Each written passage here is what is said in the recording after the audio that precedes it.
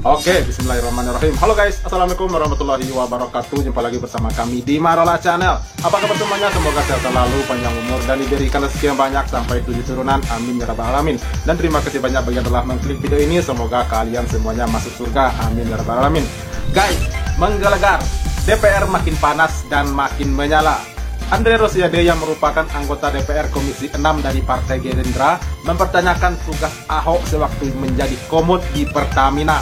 Andre Rosiade juga membongkar siapa Ahok ketika menjadi orang nomor 2 di Pertamina yang mendapatkan gaji puluhan miliar tiap bulannya. Sementara itu, Irma Suryani Caniago dari fraksi Partai Nasdem mencecar Noel selaku Wakil Menteri Ketenagakerjaan atas ditutupnya PT Stritek dan mempertanyakan kapabilitas Wamen Noel yang dulu pernah berjanji akan memperjuangkan PT Stritek namun akhirnya nihil. PT Stritek ditutup dan ribuan bahkan puluhan ribu karyawannya di PHK. Ngeri nggak tuh ya, apalagi saat ini tengah menjalani bulan Ramadan dan kemungkinan sangat membutuhkan biaya besar karena akan menghadapi Hari Raya Idul Fitri. Uangnya dari mana? THR-nya dari mana? Itu yang saat ini sedang mereka pertanyakan kepada PT Stritek oleh para karyawan-karyawan yang di PHK-nya. Oke guys, tanpa lama-lama lagi setiap akhirnya, ini dia, let's go. Yeah, let's go. Pak Menteri jangan diem-diem aja. Saya marah terus terang. Mau Lebaran ini, Stritek ini nggak bertanggung jawab dengan pekerjanya dan melimpahkan tanggung jawabnya kepada pemerintah. Ini kurang ajar ini perusahaan. Waduh, malah sampai dari 11 perusahaan itu harusnya dia bisa memberikan THR kepada pekerja yang ter-PHK. Dari 11 perusahaan yang lain, realokasikan anggarannya. Jangan semua ditimpahkan kepada pemerintah. Jangan mentang-mentang pemerintah mensupporting sedemikian besar karena Stritek ini punya pekerja yang besar dan dianggap menjadi aset nasional, terus semuanya diserahin kepada pemerintah. Ngemplang pajak, pinjem uang segitu besar, perusahaannya juga banyak, tapi nggak mau bayar uang THR. Iya. Kan ada perusahaannya yang lain yang bisa dimintai pertanggungjawaban untuk bisa bagi-bagi THR. Kenapa semuanya harus diserahkan kepada pemerintah? Kan ini nggak bener ini. Ini Pak Wamen ini yang bolak-balik ke sana tuh tekankan kepada perusahaan. Jangan merugikan pemerintah. Untungnya mereka makan, tapi ketika rugi mereka serahkan semuanya kepada pemerintah. Ini nggak fair. Iya. Benar. Pak Menteri jangan diem-diem aja. Saya marah terus terang. Mau Lebaran ini, betul. Terus THR-nya terhutang. Di mana empati pemilik Stritek yang punya 11 perusahaan itu, yang foto-foto dengan pekerjanya seolah-olah punya hubungan yang begitu dekat, tapi mana tanggung jawabnya, mana empatinya? Iya. Ahok ngapain selain ngebacot? Bentar guys. Dulu Noel juga pernah berkata kalau dia akan berusaha mempertahankan PT Stritek agar jangan sampai gulung tikar. Namun akhirnya nihil ya. Stritek akhirnya gulung tikar. Bahkan pemenangan salah satu pemungut suara terbanyak itu di PT-PT, di pabrik itu adalah di PT Stritek gitu ya.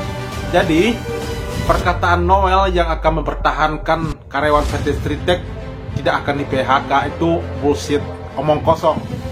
Namun saat ini apa tanggapan Noel belum ada ya, belum ada kepastian, apalagi dengan THR para karyawan yang telah di PHK belum jelas gitu ya. Itu yang dipertanyakan oleh Mbak Irma tadi. Coba lihat gimana nih tanggapan Bang Andre soal Pertamina Ahok gitu ya. Omong-omong, marah-marah, maki-maki bapak-bapak. Apa yang dilakukan? Ada nggak dia bawa data ke aparat penegak hukum? Nggak ada kan? Ngapain dipanggil? Pernyataan tersebut langsung memancing reaksi keras dari Rieke Diah Pitaloka yang membela rekannya separtai di PDIP. Panggil Ahok ke sini, seru Rieke menyela dengan tegas. Ngapain dipanggil? Tanggapan Rieke membuat suasana semakin memanas. Sebelumnya ex-komisaris utama PT Pertamina, Basuki Cahayapurnama, Ahok, mengaku siap diperiksa oleh Kejaksaan Agung, Kejagung, dalam kasus dugaan korupsi tata kelola minyak mentah dan produk kilang PT Pertamina Subholding dan kontraktor kontrak kerjasama KKKS 2018-2023. Saya siap dipanggil Kejagung. Saya senang membantu, dan saya senang kalau di sidang itu semua rekaman rapat itu diputar secara terbuka, biar seluruh rakyat Indonesia mendengarkan apa yang terjadi di Pertamina. Meski siap diperiksa oleh Kejagung, Ahok menyebut dirinya tak tahu menahu perihal bahan bakar minyak, BBM, jenis Pertamax dicampur dengan Pertalite, karena hal tersebut sudah begitu teknis. Agar kasus ini semakin terang benderang, politikus PDIP ini meminta agar BPK dapat menyelidiki laporan keuangan Pertamina, terutama keuntungan yang diraih pada tahun 2024. Tolong penyidik, BPK cek Pertamina. Ramai-ramai cek laporan Pertamina, keuntungan 2024 itu berapa? Dan dicek procurement pengadaannya selama 2024 itu berapa miliar dolar? Karena dalam RKAP dan RUPS yang sudah ditandatangani menteri, itu harus hemat 46%, ungkap dia. Apa yang dilakukannya? Ada nggak dia bawa data ke aparat penegak hukum? Nggak ada kan? Ngapain dipanggil? Kita ngapain ngasih panggung orang yang sudah pensiun, nggak berbuat apa-apa, lalu sekarang setelah Kejaksaan Agung melakukan penegakan hukum, dia mau jadi pahlawan kesiangan. Ya, ini kan pahlawan kesiangan. Untuk apa? Kalau dia punya data, harusnya dia jadi komod, dia bawa datanya ke Kejaksaan Agung, ke KPK, atau ke kepolisian. Itu baru kerja pengawasan. Kalau sekarang setelah Jaksa Agung di era Prabowo melakukan penangkapan, lalu dia ngebacot, oh kalau saya bisa, saya punya data. Lu ngapain aja lu bro selama ini gitu loh. Ini kan orang sudah pensiun, nggak punya panggung politik, memanfaatkan kehebatan Kejaksaan Agung di era Prabowo untuk numpang tenar kembali supaya populer lagi gitu loh Pak Surawadi.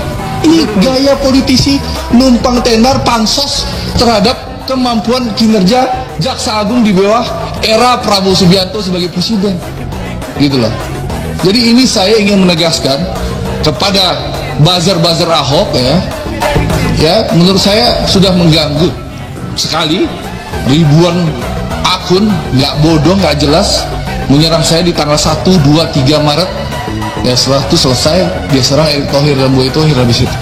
Ya, saya 3-4 hari lah Prof. Lumayan, menurut saya mengganggu karena berita daur ulang 15 September 2020. Nah, malah memberikan citra negatif kepada Pertamina yang sedang berusaha bangkit di semester kedua ini. Bayangkan di semester pertama Pertamina itu rugi, semester kedua ini di bulan Juni sudah mendapatkan keuntungan laba operasi 443 juta dolar. Tiba-tiba diberikan citra negatif oleh Pak Ahok. Ya, yang mohon maaf ya, untuk apa dia bicara di publik seperti itu gitu. Jadi kalau kata Bung Andre itu Pertamina, tidak. Pertamina itu butuh super team, bukan Superman. Kita butuh orang yang mau bekerja sama, bukan orang yang sok bersih, sok powerful, sok paling hebat. Ini nanti akan dijawab juga oleh Mas Bimo. Pak Menteri tahu nggak sih kalau sebenarnya Aduh, seru ya. punya anak perusahaan Seru ya. 11, Ya, ya. ada 11 perusahaan. Ya. Dan saya mendengar dari kurator bahkan ada anak perusahaan Stritek yang juga menagih hutangnya kepada Stritek yang bangkrut, yang pilot ini. Artinya Stritek ini nggak bertanggung jawab dengan pekerjanya dan melimpahkan tanggung jawabnya kepada pemerintah. Ini kurang ajar ini perusahaan. Dari 11 perusahaan itu harusnya dia bisa memberikan THR kepada pekerja yang ter-PHK. Dari 11 perusahaan yang lain, realokasikan anggarannya. Jangan semua ditimpahkan kepada pemerintah. Jangan mentang-mentang pemerintah mensupporting sedemikian besar karena Stritek ini punya pekerja yang besar dan dianggap menjadi aset nasional, terus semuanya diserahin kepada pemerintah. Ngemplang pajak, pinjem uang segitu besar, perusahaannya juga banyak, tapi nggak mau bayar uang THR. Kan ada perusahaannya yang lain yang bisa dimintai pertanggungjawaban untuk bisa bagi-bagi THR. Kenapa semuanya harus diserahkan kepada pemerintah? Kan ini nggak benar ini. Ini Pak Wamen ini yang bolak-balik ke sana, tekankan kepada perusahaan. Jangan merugikan pemerintah. Untungnya mereka makan, tapi ketika rugi mereka serahkan semuanya kepada pemerintah. Ini nggak fair. Pak Menteri Jangan jangan iya namanya itu. Saya marah terus terang. Mau lebaran ini, terus THR-nya terhutang. Di mana empati pemilik Stritek yang punya 11 perusahaan itu, yang foto-foto dengan pekerjanya seolah-olah punya hubungan yang begitu dekat, tapi mana tanggung jawabnya, mana empatinya? Ini mau lebaran loh, mau hari raya loh. Semua diserahkan kepada pemerintah. BPJS Tenaga Kerja, saya telepon, tanya sama Pak Anggoro. BPJS Kesehatan saya telepon, beresin. Semuanya bekerja dengan sangat baik. BPJS Kesehatan sangat baik. BPJS Tenaga Kerja apa lagi? Saya telepon langsung kok Pak Anggoro, tanya beliau nih. Pak Anggoro, jangan sampai pekerja Seritek itu tidak dipertanggungjawabkan apa yang menjadi bagian mereka yang ada di BPJS Tenaga Kerja. Iya, iya. Oke, mantap, luar biasa ya.